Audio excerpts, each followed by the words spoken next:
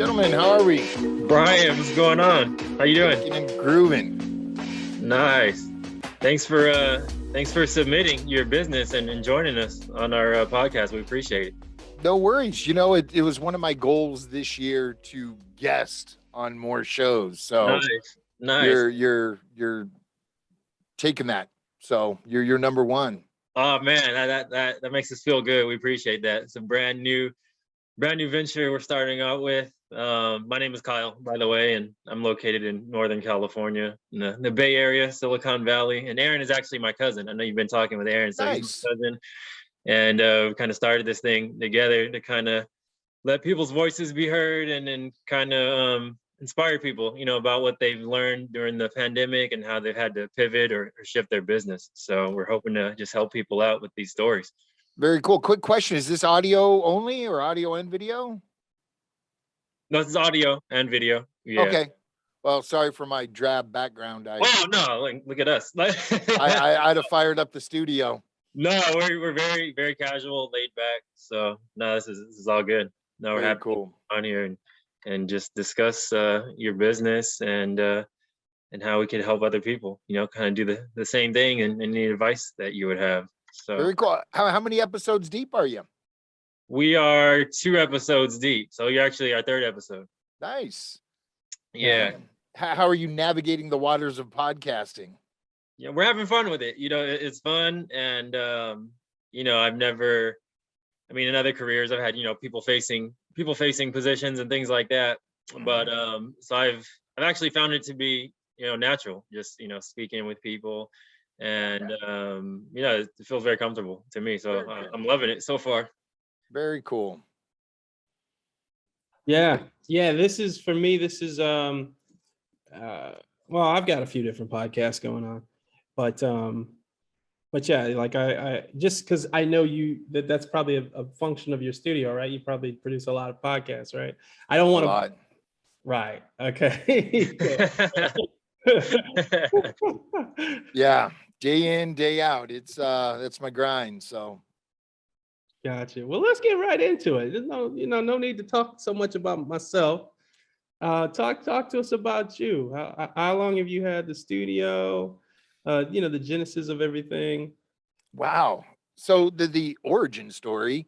Back in 2008, I was a web developer, and I was approached by an organization that wanted a podcast, and because I was a web guy, I of course had to know everything about it.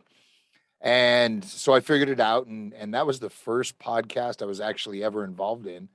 It was actually for a Masonic lodge, which was interesting. Right. I went on with, doing web and making ends meet. And about 5 years ago, my buddy, he's a college professor, and they were taking his class from in classroom to online. And he used to bring guest speakers, and he's like, Brian, I need you to help me record these. I know you got microphones. And I'm like, dude, if we're going to do this, why don't we make it a podcast and give it to the world? And we did. And that show is, in my opinion, the premier show in their niche for emergency management. Word spread, people started asking for help and advice. And so I threw a shingle up and started charging, and I was doing a cool little side hustle. And I had 3 people that said, if you had a studio, I'd do a show. I want a studio. So I signed a lease. Day 1, my partner backed out. None of those 3 started a show with me. So I can relate to that. I can definitely relate to that. Yeah. So, it was a grind, I'm sitting there like, oh my goodness, what did I get myself into? But I hustled, man. I hit every meetup, networking event that I could get to, just sniping on LinkedIn, getting in front of as many people as I could. And we're 3 years in a studio now, and nice. It's no longer just me. I have 3 part-time employees here. One's all bookkeeping and finance, 2 help with production. I have a contractor up in Washington State who does some editing for me. He's a disabled vet. And he has sit and stand limitations, so he can crush audio editing for me when he's feeling like it, and he's crushing it for me. And yeah, it's boomed into a really fun little business, man. No, that's excellent. That's an excellent story, and it's like the essence of what our show is about, and talking about, you know, people having a vision and sticking to it, and sticking, you know, to their ideas, and believing in what they're trying to achieve. So that's awesome.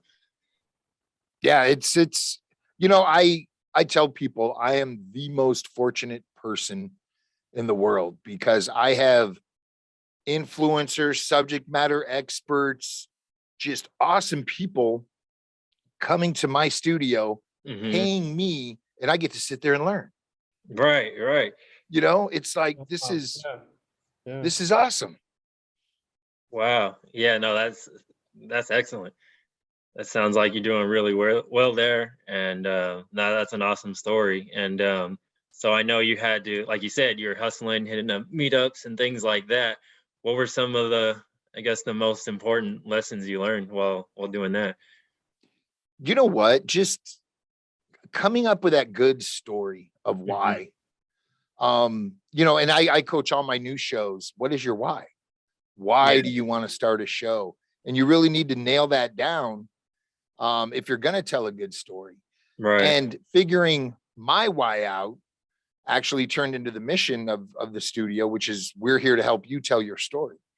And once that was refined, and I really had a mission for the company, it was just easy to talk to people about it.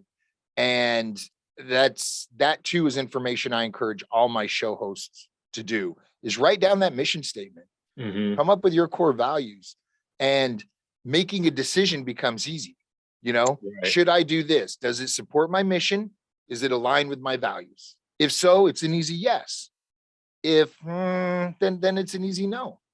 Right. No, that's very important. And then I think that's something that will, you know, when people see and hear this, that will help, you know, other people trying to navigate, you know, this space that might not be sure if they want to start a podcast or not, or that feel like they might not have material people want to listen to. So that's very, very important. So you have this studio for 3 years. The first year, you're just kind of getting things into a groove. And then it sounds like, if I'm right, the timing into year 2, COVID hits. Is that right?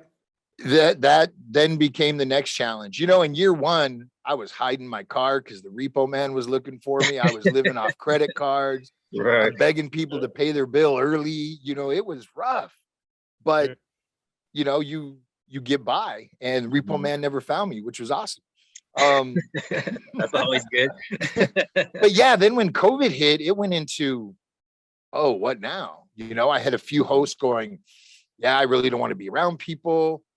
And, you know, I just dove into technologies that were available off the shelf, out of the box. You know, StreamYard, Riverside, Descript. They were all great platforms to give me high quality video, high quality audio, remotely.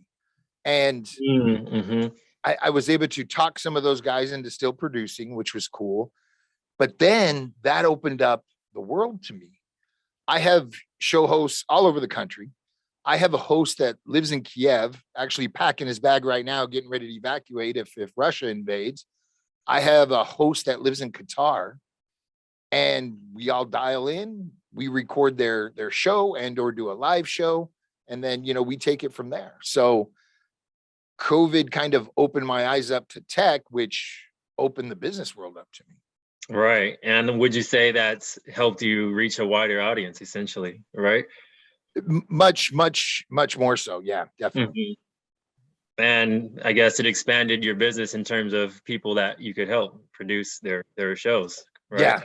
Yeah. Again, we're now, let's see, I have hosts in 3 countries. I guess it would be 3 continents, which is cool. Yeah, no, that's amazing. So was that the main part that you had to kind of reinvent during the pandemic? Well, you know, one of my big concerns was I need to now allow time in between bookings to go in, wipe Mhm. down surfaces, change mic covers. I had to come up with do I try to spray some alcohol on these and sterilize them? Do I toss them? And so I bought a bunch of them, and we were replacing them for a while and testing different disinfectants. Is it going to eat the foam? Is it, I had no Mhm. idea. Right. But I think adding time in between bookings was, a scary moment. Now instead of Absolutely. doing 6 a day, I got to do 5 a day to allow time to go in and wipe down surfaces and mic stands and boom arms and chairs and Mhm. change tablecloths and all of that. So, added expense, less revenue coming in on a daily basis. But again, adding the remote to it was cool. My Right. 2 part-timers out here, they have software and hardware on their desk because a remote session, our mic doesn't matter.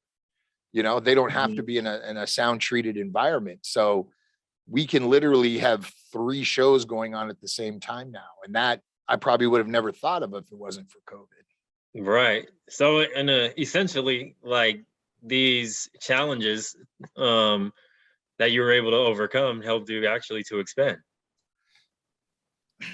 Very much so. And I don't want to Mhm. say, I don't want to sit here and brag and say it's my mindset, but it's mindset. Some Absolutely. people come up to a wall and they're like, oh gosh, I guess I better turn around. Hmm. And I want to know, can I go around it? Can I go over it? Can I get rid of it? Can I go through it? You know what? How can I adapt to this situation? And that critical thinking, not that I'm the world's best critical thinker, um, is important Absolutely. because you never know what life's going to give you. You can sit and cry about it, or you can, rise up and figure out how to thrive with it. And that was just my mentality. Prior service Marine, that was, instilled in me at a very young age. Mhm. So you cope and you move on. Right. No, absolutely. And I think that that message is very important, especially given what we've all gone through for the last couple of years and how some people are still going through. It's easy to have, that mindset of wanting to give up or not knowing if there's a way out or not. But that's been our experience as well, trying different things like, no, we can make this work. We can go around this, we can go around that, even without funds available or resources available. There's always, a way to do things. And that's why we wanted to speak to you and other similar individuals. That's awesome. Yeah, no, this is an awesome story. So you record shows as well, but do people actually come in and do live shows too? We do. We have the capability, obviously, with StreamYard to stream live to any platform that has an open API. The majority, I don't want to say the majority, about 60% of our shows, so I guess it is the majority, do Hmm. live, and that's just an economics feature. They're not paying for, editing and post-production work. I see. So they opt to do live. The majority of them stream to Facebook, YouTube. The business shows or higher end shows, higher end mindset shows are tagging LinkedIn. I have some shows that are hitting Twitch. Hmm. So, it's kind of all over the board. Try to steer them to where their audience is. That only makes sense to be there, be present. Right, absolutely. And did you find, I guess my question is, during the pandemic, did you find people wanting to do more so over the others, like recorded versus live, or did that make a difference at all? You know what? Everybody wants recorded and edited Hmm. because I hate the sound of my voice. What am I going to look like on camera? Yeah, yeah. And I'm like, get over yourself. Everybody hates the sound of their voice. Hmm. And when I show them the economics of it, it's an easier ask. And then I remind them, you've been doing live as long as you've been working. If you've had a Right. job, you've handled customer service, you dealt with that, you went to meetings, live is really no big deal at all. It's once they're reminded of that, they kind of Hmm. take a step back and deep breath, and they're like, okay, I'm on board. And if I think they're on the fence, then I'm like, let's come in here and just do an episode on me. We'll fire up the studio. You can sit down, intro, outro. I build their sound card out. We hit them with music and the effects and the lighting, Oh, and nice. they're just okay. I'm in. That's a good sell. Or I invite them in to watch a live show. They can sit in the engineer booth with us, and sorry about that, guys. No worries. And watch it happen. And I mean, they walk out with a smile on their face and motivated, but it just breaks down those stereotypes. And absolutely. Because I mean, I hate the sound of my voice. And as the day goes on, because I talk so much, it gets raspier and raspier. But why do we all hate the sound of our voice? What's that? Why do we all hate the sound of our voice? Oh man, I didn't want to interject, but I was just gonna say, when Aaron and I, not even our first episode, but when we were practicing and doing Zooms and doing practice shows, we did about 3 or 4 of them, and like it was me every time. I'm like, no, I hate my voice. I do this again. I don't like the way my voice sounds. I'm sick of hearing my voice. Yeah. So when you say that, that's funny. You just got to get over that and be confident in what you're talking about. Yeah. I mean, there's an audience for everybody. And you know what? If you don't like my voice, don't watch my show. I'm cool. Right. I'm not going to lose any sleep. Just so you know, Brian, I don't like your voice. I just want to be clear. Hey, that's cool, man. That's cool.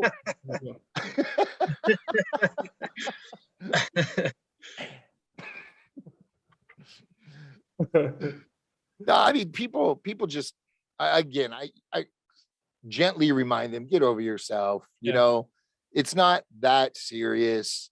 We've had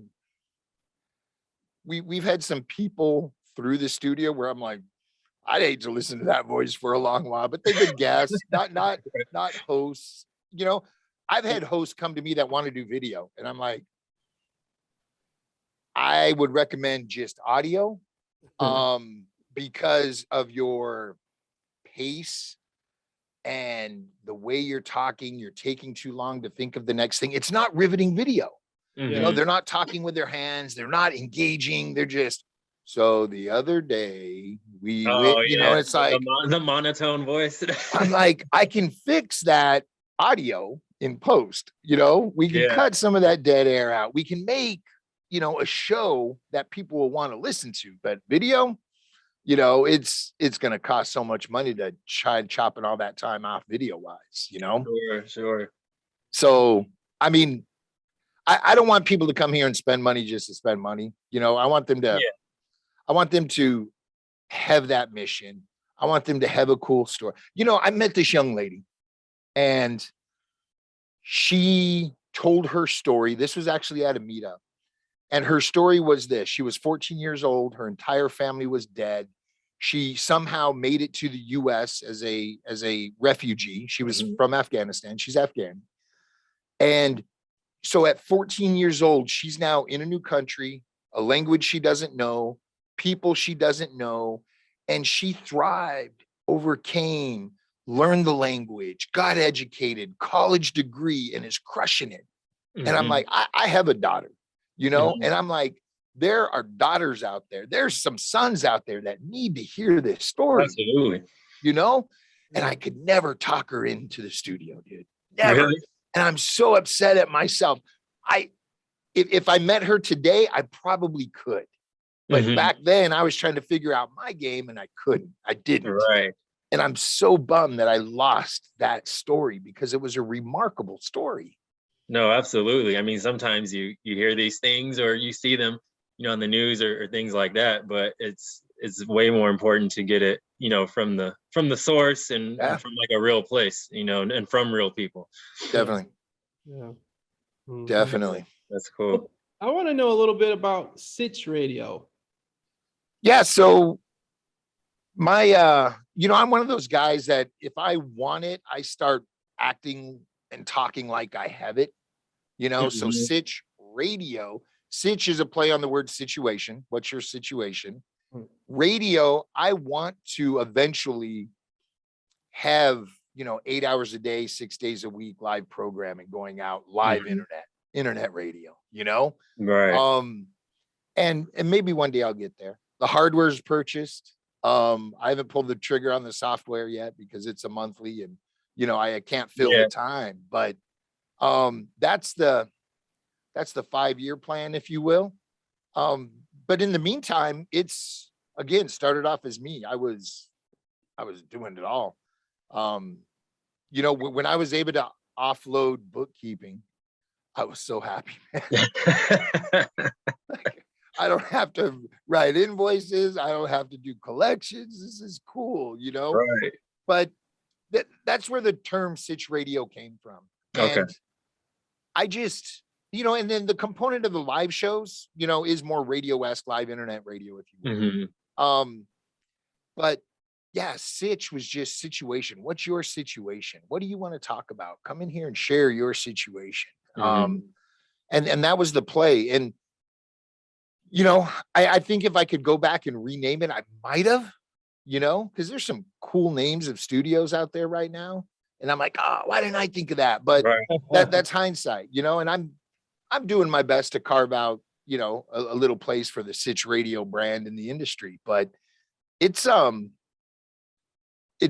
been fun, dude. It's amazing how much work it is. I mean, you guys know when Yeah. you're doing everything on your own, it's just, I mean, if Joey, he's one of my audio techs, if he calls out and can't do live shows, okay, I'll jump in and do them. The show must go on.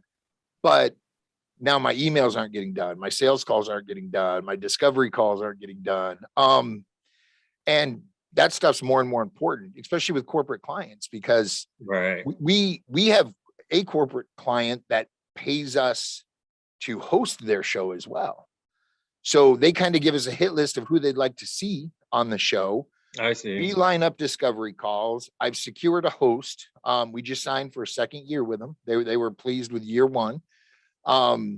So that host is actually a contractor of the studio, but it's discovery call, it's tech check, it's about a 45-minute recording, and then it's narrative style is what they want. So the only thing we keep out of that session is the guest or guests. And then we do a pickup session, re-recording the narratives, tying all these pieces together after we've rearranged it to tell this cool story. And then it's submit to the client. Do they have any edits? Are we doing, it's just takes some time and some energy, man. Oh, absolutely. But that's, I mean, SitchRadio has just grown, man. It's just blossomed. Some days I walk in here and I'm like, what's going to hit me today? I never thought I'd be doing a corporate show of that, like that, Right. We work with 511. They're a global brand when it comes to tactical equipment, and just phenomenal. We've had the sitting LA County Sheriff on the show. We've had Mike Beltran, UFC. He kind of came out to the world as a deputy on the show. Nobody knew he was a deputy. We just had a guy named Ian Rivers. This guy, British SAS, 26 years, multiple combat tours, just secret squirrel stuff. He, to raise awareness for PTSD, is going to row a boat unsupported from New York to the United Kingdom. What? Oh, man. And that's wild. So I'm looking through the glass at the host, Will, like, and Will at one point goes, you keep talking about adventure. What is adventure to you? He goes, not knowing the outcome, not knowing if I'm going to live or die. Adventure to me is like Six Flags Magic Mountain. No, exactly. Hiking for me. Yeah. It's, and this guy's like, yeah, not knowing the outcome. Okay, cool. Right. Rock on with your bad self. I mean, but being exposed to these people and their stories is just, again, best job in the world, man. No, that's awesome. That's awesome. And, being able to grow to the point, where you're at now, and knowing from, where you started and the challenges during the pandemic, what would you say is like the biggest lesson that you've taken away from everything just by having your business and believing in your vision? Two things, and one we discussed. Number one, have that mission statement, have those values, because you can always take a deep breath, reflect on those, and be able to make a decision easily. Number two, I can't, we can't, we don't. Those words just aren't in our vocabulary. I was audio only when we first started. Customers started asking for video. I know it's possible. Let's dive in and get it figured out. Okay, cameras are how much? Lighting, cables. Just the cabling alone for cameras was, an investment. Yeah. So being able to just accept a challenge and figure it out and get it done, because at the end of the day, if it's possible, they're going to find somebody to do it. It might as well be you. Absolutely. And when the world hits and stresses hit, I go outside, I feel the sun on my face. If I'm lucky, I get to look at some blue clouds, feel a little breeze, take a few deep breaths, and just be grateful for this opportunity, man, for being alive right now. It's just, I mean, 100 years ago, there was no podcast. 50 years ago, there was no podcast, and it's an industry now. And this industry is just, I mean, with everything with Bitcoin and NFTs in this space alone, it's just amazing. And to be involved in it at this level, I mean, I couldn't ask for anything else, man. Absolutely. And that's something, we've talked about recently and diving into that whole concept. I know you brought up NFTs. That whole thing is like mind blowing and very interesting.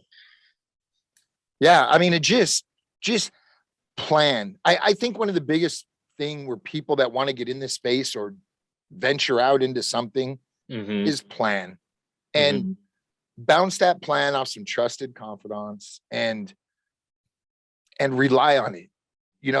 A lot of people like, yeah, I have a plan. If it's up here, it's not a plan, man. It's, the old adage, if it's not written down, it's a dream.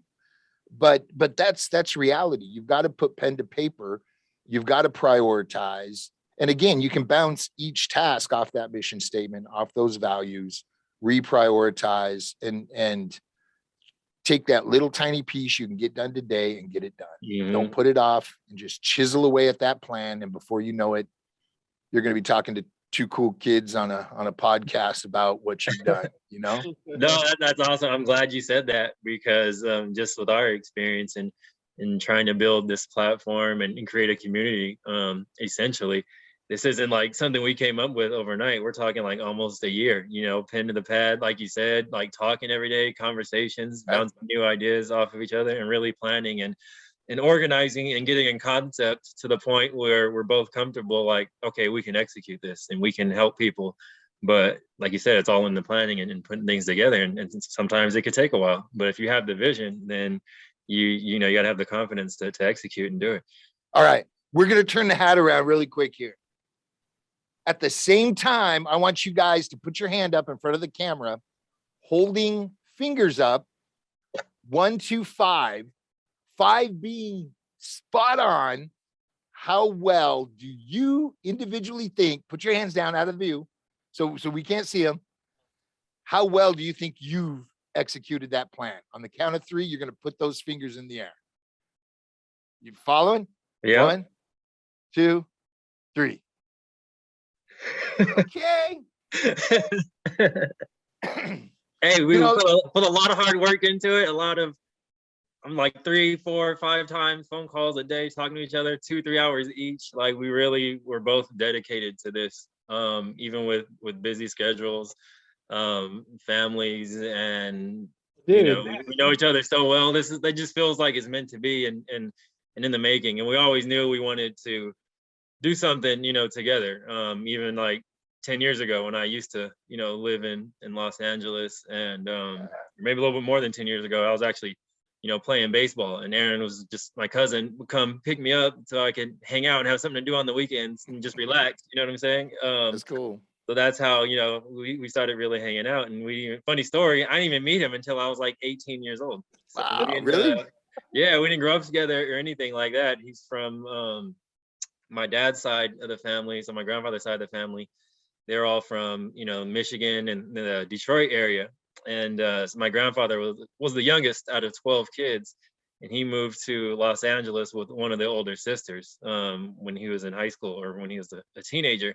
Yeah. So that's how that side of the family got started in California. So, and Aaron was still from some of the siblings that that still lived in Michigan. So, and I never went back there for any of the family reunions or anything like that growing up. And but it just so happened he moved to California, and I met him at one of the family beach parties, and I was like 18, 19 years old, and we just hit it off right away. And that's cool. And obviously we're cousins, but we've been like best friends ever since. So absolutely, that's cool. You know, one thing when you're working with a partner, family, friend, whatever, write things out. It doesn't have to be some long formal contract, but you know, what you're expected to do, what you've agreed to do, what you're going to get from it, what just to have that foundation. Because I've seen a few shows, just fall apart because one person's like, I'm doing all the work, they're not doing anything. And if it's something you both want to do, you're going to do. You've made that verbal commitment. Now you're looking at it in writing, and you're going to get it done because you don't want to let the other down. Right. And I'm glad you said that too. That's very important for anybody else listening, and for any type of business, really, or any type of venture you're doing with somebody or family. But yeah, me and Aaron would talk very late at night, and then I would be writing down the things we were talking about. And then I'd send like an email. I'm doing this. You're doing this. I'm doing this. You're doing this. And then we kind of just check off the list every day. So cool. You probably got 100 emails. Oh man. Oh, definitely. But it goes back to, like you said, we had a clear vision. We both have similar values, and our main goal is to help others and get stories out there that could be inspirational, at least for this first season, and to help people that haven't seen the other side, of this pandemic yet, that still might be down and out, because there's an audience for everything. I think you touched on it earlier. If you put something out there, somebody's gonna like it, and if we could help even one person by sharing our experiences, and people coming on here sharing their experiences, then we feel like we've done what we set out to do. That's cool. Yeah. I do want to know what advice would you give to somebody that's thinking about getting into the same space as you, Brian? It's funny you ask that. It was about 3 years ago. We're at the Podcast Outliers Festival in LA, and I met this guy. And I won't use his name because anyway, but he was kind of producing a podcast for a company, and we clicked. We stayed in touch. We talked every month, at least once a month for a little while, and all of that. Well, he ended up leaving and standing up a studio in LA. And when he was planning that, we were on the phone a lot. I'm like, dude, don't do this. That was bad.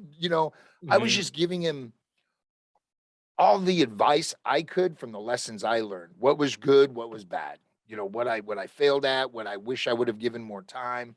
And I recall one of the pieces of advice I gave him: if you plan on working an 8-hour day, just adjust that mentality right now, because it's not going to be 8.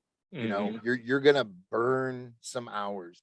Make sure you talk to your family, your loved ones, and let them know. And with technology nowadays, are you guys familiar with the Man in the Arena, FDR's speech? Yeah, I am actually. Okay. I know LeBron James writes it on his shoes. So on my phone, I've got a shortcut set up. And when I drive to work, when I get close, it geotags and it pops up and it says, I'm entering the arena. And it's just time to crush, man. And when I go home, it reminds me to be present for my wife. And when I get there, I've got to leave all this behind. No matter what didn't get accomplished, no matter how screwed up tomorrow's going to be, she's deserving of that. Because when I'm here, and make sure your loved ones understand what you're doing and how important it is to you, just to kind of adjust those expectations. Right. And I think that's one of the biggest pieces of advice I could give, because no one wants to work just a jacked up day and go home feeling like you need to kick the dog. And then, the wife's mad at you or the husband's mad at you because, you work 16 hours. Well, and there are some days, man, it feels like I wake up, I brush my teeth, I drink a cup of coffee, and I go to work. I literally go home, eat dinner, and go to bed. And on occasion, that still happens, and that's just the reality. When you say you want to be a business owner, there's a lot on your shoulders, man. Right, absolutely. There's a lot. So help loved ones understand and manage those expectations. But when you're with them, be present. Don't take them for granted. Give them every undying. I mean, in the middle of all this, my daughter moved back from Alabama. So Oh, now really? it's like, I've got my wife and my daughter. And, Right. it's like, okay. But, I tell everybody, if you call, if I don't answer, leave a message, because before I eat dinner, you will get a call back from me. Once I eat dinner, it's That's off. it. Right. That's it. It's off the My table. work day is gone. No, that's very important, and something I had to learn maybe almost the hard way. I used to work in IT, and I became like a VP like right before I was 30 or something like that. And I was all excited, and making all this more money than I've ever made before in my life. But to be honest, I was like, I've told Aaron this before, I was the unhappiest that I've ever been, but making the most money that I've ever made. And it was just like, it didn't make sense to me. Like you said, you come home and I couldn't even mentally check out because there was so much work. And then, my wife's eating dinner by herself, and then, I'm up till midnight, and I'm just waking up doing the same thing over and over and over again. And you get burned out. And it's important to have those boundaries and having that time set aside for your family, for your own mental health as well. Yeah. So I no, mean, with important. technology, I'm sorry. No, I just said it's very important what you were saying. And I hope people really pay attention to that. That's one of the most important things that have been discussed so far. And as silly as it sounds, we have so much tech in our hands, and utilize it. I block off time in my calendar for production time. I block off time in my calendar for emails. I block off. Yeah. So it's like, okay, what's next? I can look at my calendar. Oh, I've got 3 minutes till emails. Let me run to the restroom and go outside and feel some fresh air. Right. And then come back in and crush what I need to crush. It's when we plan meetings and we don't leave time to work is when your day gets out of control. Right. And the wife's mad at you and the dog doesn't remember you and all of that. So sure. Utilize that tech. Absolutely. No, for sure. And then actually one other question I wanted to ask, because a lot of what we're doing and an element that we've wanted to, kind of add, for the people that are watching or listening, is even if, especially to have a business, you need to understand money, you need to understand how it works.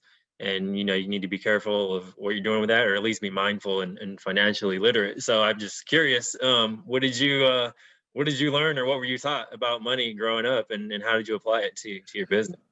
It's funny you say that. Both my parents grew up on farms.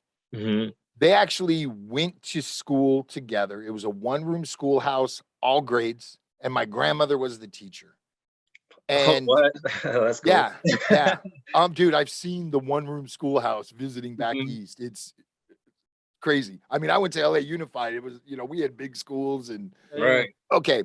So I didn't get a lot of financial literacy training when I was a kid. It was save money for a rainy day. And when I joined the Marine Corps, I don't know what they do nowadays. There's MCIs, the Marine Corps Institute. You have to take these classes. It's a book and you read it, take a test. It's proxied. You send it in, you pass and get your next one. And I could have swore mine was called Finance for Marines, but I Googled it and it's personal finance or beginning person. Anyway, but it was like, that was the first time I knew, I even understood why balancing your checkbook was so important, which is something we don't even do anymore. Right. Because of tech. And that was my first understanding of personal finance. And the caveat is there, if you bounce a check, command's going to come down and you'll lose rank. They'll put you in rank, So that's the first thing they teach you. When I got out of the Marine Corps, I actually tried running my first business I cleaned swimming pools so I could kind of surf and smoke a lot of dope is what I did when I first got out of the Marine Corps. So if we're being honest, absolutely. And obviously that doesn't, that's not a good long-term plan. So I got back into, the business world. Being a Marine, I fell back into executive celebrity protection, a lot of security work, things of that nature. Standing up a business and just having a basic understanding of money in, money out. In all reality is what you need to know. And then you pay someone who knows how to deal with it, because it's not my forte.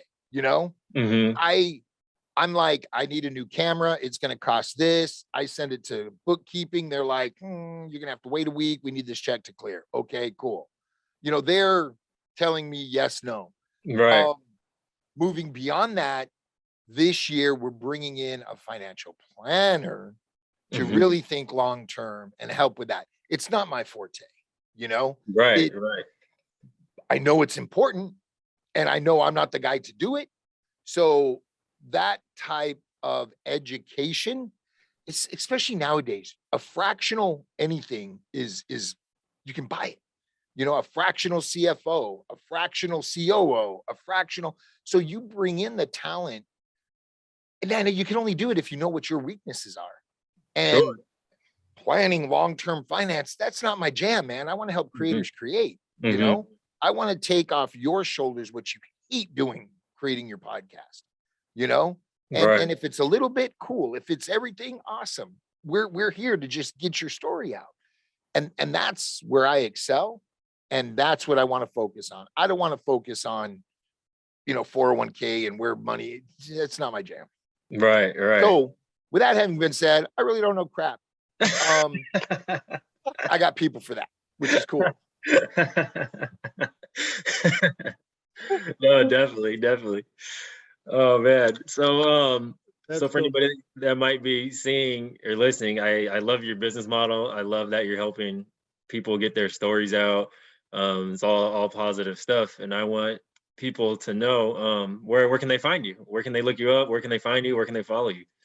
Yeah, if you go to SitchRadio.com, SITCH radio.com. Look, we have meetups. We do a monthly meetup. They're 100% free. Again, our mission, Sitch Radio, is here to help you tell your story, whether you're a customer or not. We do these meetups. The majority of the people that come are not customers, but they're taking away actionable information that they can, utilize to make their show better. You can find us there. Those two places would be the best. We're on Instagram, Facebook, LinkedIn, Twitter. Okay, cool. So Sitch Radio. Yeah, we're everywhere, and it's Sitch Radio, SITCHRADIO. All right, awesome. Yeah, I'm gonna go follow that myself after we're done here. I want to point out for any of his listeners, any of your followers, Brian, that might relate to what you talked about in terms of the long-term financial type of 401ks and whatnot. If anybody else needs help with that, that's the kind of thing that Kyle and myself can help you guys with. So, well, we're gonna have to hook up, and we'll make sure we share this episode with everybody too. And real quick, do we have time? Oh yeah, no, absolutely. So I do this show called Wait What? Financial Matters That Matter for businesses and the people who own them. That's the full tagline of the show. So this guy named Eric Bell, great guy. More so on the insurance side. They're dealing with compliance departments, so he can't really give information or advice or anything like that. So I met him at a Bitcoin meetup, right? And he came over to me. He's like, "Hey, my name's Eric. I'm told you're the podcast guy." And so we started talking about podcasts. He's like, "Well, where do I find them?" I'm like, "They're on your phone." And he didn't even know there was a podcast app on his phone. And he's like, "How much?" I'm like, "They're free." And he's like, "Oh my gosh, I need one." So he does this show with me. Dude, this guy had on several occasions has brought guests in where they're just spitting gold. I'm literally pen and paper during the recording session taking notes. And I'm like, wait, what? You can do that? Literally the title of that show. No idea. And that's the thing. The tax code is ridiculously large.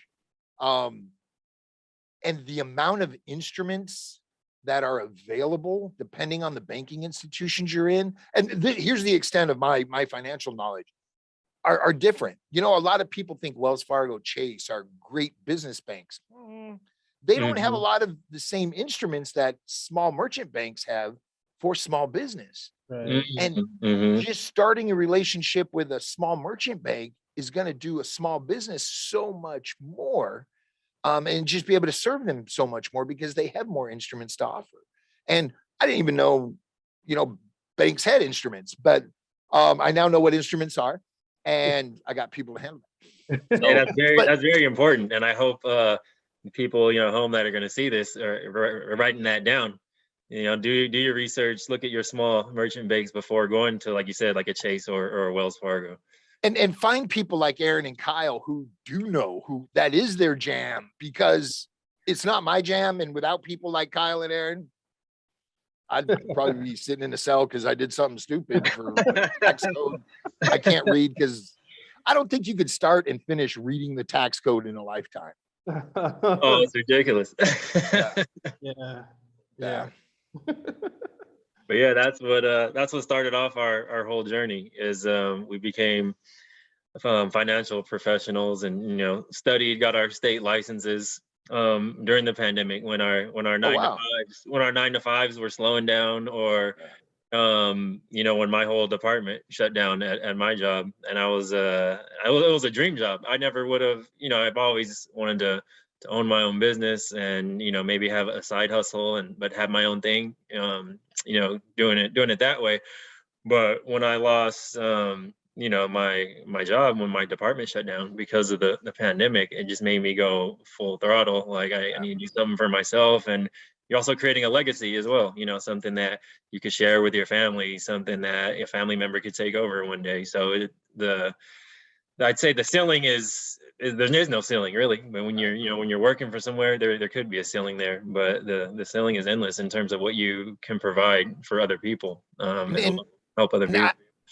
I don't think people understand just some basic financial literacy is the difference between a comma and a couple zeros, you know, in your bank at the end of a year. You know, there's some really cool things you can do to shelter that fund, and or, you know, and it's always changing. And that's, absolutely. You know, when you were in IT, how many were you a coder or data networking? Or? Oh no! So I used to manage a team of engineers, and I used to run operations at a small IT startup firm. So we provided, you know, like networking solutions and hardware and software for like big businesses in the Bay Area. And that stuff's always changing. Code changes, every year. tech changes, and you need a professional like yourself in the IT world to keep up with all that change. And that's why people come to me. You know, right now I'm pushing out information on the whole value for value when it comes to podcasting, where people can you send you micropayments. Right.